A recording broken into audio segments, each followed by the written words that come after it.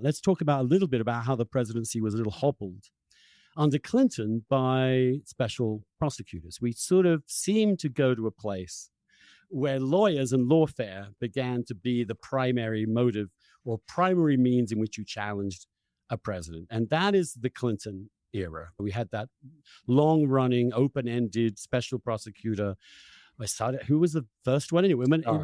It became Ken Starr. It was first Robert Fisk. That's right. Yeah. And then it eventually ended up with Ken Starr in that extraordinary report, which I thought was a moment, for me at least, when I thought, this attempt to legally capture and legally pin down a president by this extra constitutional kind of figure has gone too far.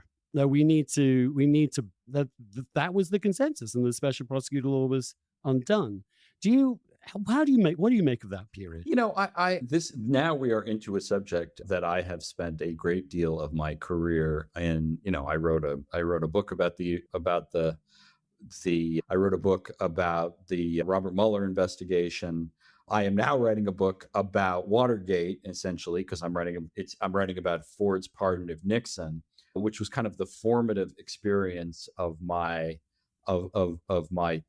teen years. So, I think I am a little more hawkish on this probably than you are. I don't think it's a bad idea to have the ability to have criminal investigations of presidents. Obviously, a great deal depends on the quality of the people who are doing it and their motivations. And again, this comes up, in the Supreme Court's recent decision in Trump v. United States that, I think given the enormous power of the presidency, there have to be checks. And one of the checks is the criminal law, or at least it should be. And when you have presidents like Richard Nixon clearly obstructing justice when it came to the Watergate cover-up, that is something that needed to be investigated. I think when you look at the evidence of a collusion, and that's a word that I am happy to use, between Trump and Russia, that was very much worthy of investigation. When you had his relationship with Ukraine, which is now practically forgotten, that's the thing he was actually impeached for, when he was basically extorting the government of Ukraine to get bad information about Joe Biden.